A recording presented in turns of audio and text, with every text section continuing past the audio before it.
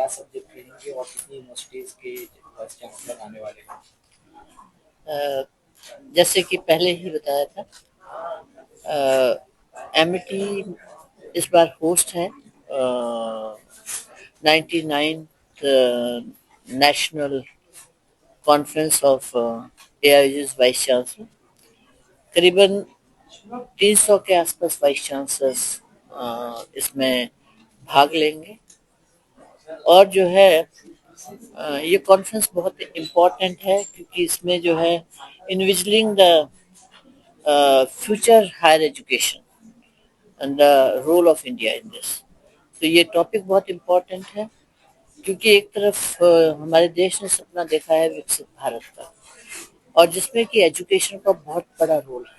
तो इसलिए एजुकेशन का फ्यूचर किस तरह से होना चाहिए और उसमें इंडिया का क्या रोल होगा ताकि हम इंडिया को विश्व गुरु बना सके एंड द इंडिया को नॉलेज पावर बना सके, वो सिर्फ और सिर्फ हायर एजुकेशन इंस्टीट्यूशन कर सकते हैं।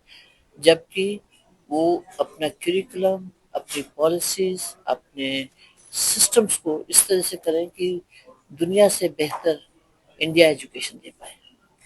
एआई को लेकर भी चर्चा हो रही थी। एआई किस तरह आप देख रही हैं आने वाले टाइम में, और उसके अलावा साइबर को लेकर भी चर्चाएं होंगी? देखिए, एसोसिएशन ऑफ इंडियन यूनिवर्सिटी जो है एआईयू, इनका बहुत बड़ा रोल है।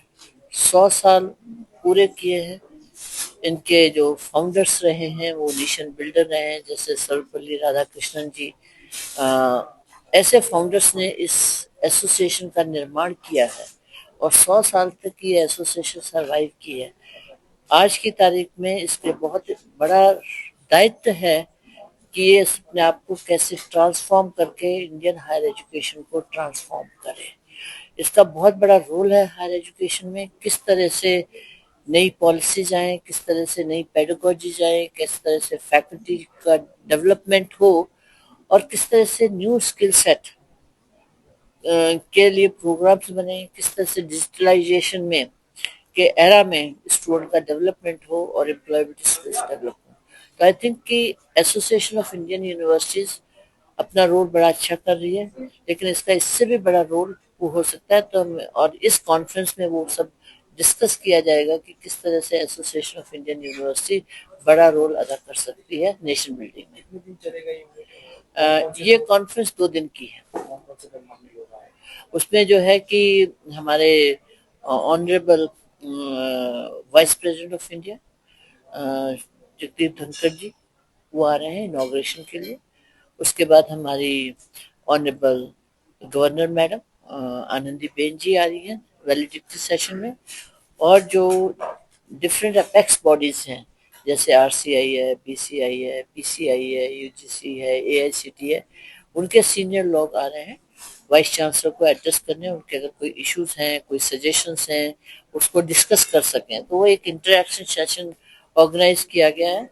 उसके अलावा जो है डिफरेंट इंटरनेशनल ऑर्गेनाइजेशन के डिफरेंट वाइस यूनिवर्सिटीज के वो लोग अपने डिफरेंट टॉपिक्स पे अपना डिस्कस करेंगे। और इस बार की जो कॉन्फ्रेंस की यूनिक चीज है कि जो ऑडियंस में लोग बैठे हैं उनका भी पार्टिसिपेशन डिस्कशन में होगा। तो सिर्फ वही नहीं कि जो स्टेज पे बैठे हैं सिर्फ वही नहीं डिस्कस करेंगे, इवन जो ऑडियंस वाले हैं उसमें पार्टिसिपेट करेंगे। तो जो 5 पैरेलल सेशंस चल रहे हैं, कंकरेंट सेशन जो कह रहे हैं, उसके बाद उसकी समिंग अप जो है फिर उसके बाद एक कॉमन सेशन में होगी, तो ताकि हर वाइस चांसलर उसका बेनिफिट उठा सके। विदेशी यूनिवर्सिटीज के भी वाइस चांसलर, इसके अलावा कुछ देशों को आप लोगों ने इस बार जैसे है कि फॉरेन यूनिवर्सिटी से ऐसे बहुत ज़्यादा वाइस चांसलर नहीं आ रहे, लेकिन क्योंकि इसका हमने लिंक दे रखा है तो बहुत सारी फॉरेन यूनिवर्सिटी के, जैसे युगांडा है, अफ्रीका की कई यूनिवर्सिटीज़ हैं, यूरोप की कई यूनिवर्सिटीज़ हैं, और इवन द एशिया की यूनिवर्सिटी हैं, वो ऑनलाइन अटेंड कर रहे हैं। बांग्लादेश पाकिस्तान भी आप लोगों ने इस बार थोड़ा अलग रखा है? हाँ? बांग्लादेश और पाकिस्तान की क्योंकि जो हमारे मेंबर यूनिवर्सिटीज़ हैं, हमने किसी को अलग नहीं रखा। जो हमारी मेंबर यूनिवर्सिटी है हम उन्हीं को इनवाइट करते हैं, उन्हीं के साथ इन्फॉर्मेशन शेयर करते हैं।